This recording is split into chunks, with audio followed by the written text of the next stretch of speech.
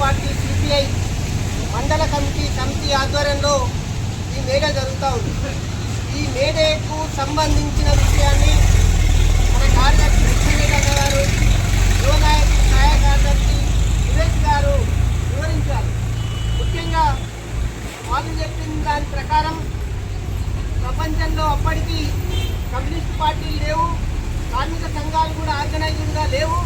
అలాంటి పరిస్థితుల్లో అక్కడ వాళ్ళు వ్యక్తి చాకిరి, ఒక విధంగా చెప్పాలంటే 18 గంటలంటే మనకు కూడా ఒక 50 సంవత్సరాలు 100 సంవత్సరాలు ఎంతకంటే జీతగాన్ని ఎంతసేపు పనిచేసింది అనేది మన గ్రామాలలో కొందరికి తెలుసు. పెద్దోళ్ళకి పొద్దుగాలం ఏంటంటే సాయంత్రం దాకా సూర్యుని ఇంటికాడ చూసేది లేదు, మళ్ళీ రాత్రి కూడా ఇంటికాడ సూర్యుని చూసేది లేదు. అంటే అలాంటి వ్యక్తి చాకిరి ప్రపంచవ్యాప్తంగా ఉన్నప్పుడు చికాగో నగరంలో రైతులు, అక్కడ ఉన్న కార్మికులు, కంపెనీ కార్మికులు ఆందోళన చేసేటప్పుడు వాళ్ళ మీద ఫైరింగ్ దాడులు చేసినప్పుడు కొంతమంది చనిపోయినప్పుడు వాళ్ళ రక్తం వల్ల తెల్ల బట్టని అత్తి ఆ బట్ట కట్టెకు తగిలించుకొని ఎర్ర జెండను ఎగిరేసింది ఆ రోజు. అందుకనే ఈ ఎర్ర జెండా రక్తాన్ని చిందించైనా కార్మికులకు, కర్షకులకు న్యాయం చేయాలనేది ఎర్ర జెండా.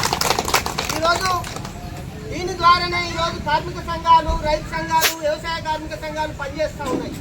బహుశా ఈరోజు ఏడేని మనమే కాదు, బీజేపీ వాళ్ళు, కాంగ్రెస్ వాళ్ళు అందరూ కూడా చేస్తారు.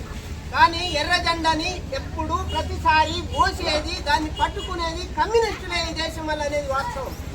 ఏది ఏమైనా ఎర్ర జెండా బలపడితేనే ఈ దేశంలో బడుగు బలహీన వర్గాలకు, పేద మధ్యతరగతి వర్గాలకు ప్రయోజనాలు జరుగుతాయి.